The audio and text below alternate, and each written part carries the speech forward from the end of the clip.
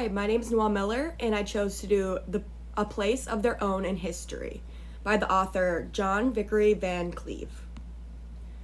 A little bit about the author. He taught history at Gallaudet and also wrote many deaf books over the years.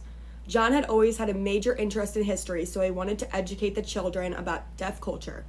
Although John was born hearing, he had a fascination with helping people, and he carried those tools into his long-lasting career at Gallaudet University.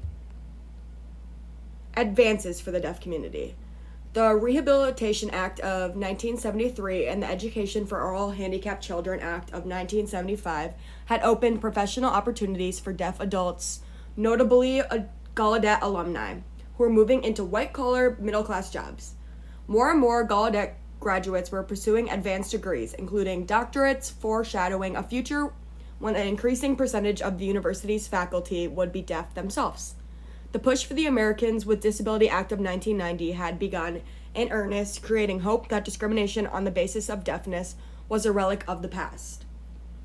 During the late 1900s, the stigma of deafness was becoming a thing of the past, and people were accepting that this was the new normal. This was a huge stepping stone in the right direction for these individuals to feel recognized and heard. Many deaf individuals were also starting to take prominent positions in America as well. One of the most notable deaf people is Jane Fernandez, who was the first deaf woman to serve as president of an American college. She made huge strides in her career at the school and her teachings for the deaf. Deaf culture now.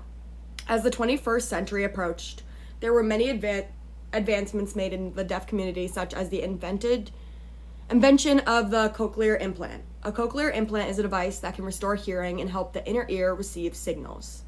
The author of the article, R.A.R. Edwards, took the controversy over cochlear implants, a most modern topic, and used it to draw readers into a consideration of the role of technology in deaf American lives throughout the 20th century. She argued that community opposition to implants seen as a fix for a cultural attribute was similar to deaf people's resistance to hearing aids. Deaf community members, she wrote, have rejected the medical judgment that their bodies are deficient. Regarding their deafness as a wholly natural condition as normal as hearing, they have repeatedly indicated their community's preference for the visual over the audiological as well as for sign over speech. I think that people should do whatever they want when it comes to getting the cochlear implant. I do believe that sign language should not come to an end or become less used because of this implant, however. It is important that we keep deaf culture alive and continue learning and educating people about deafness.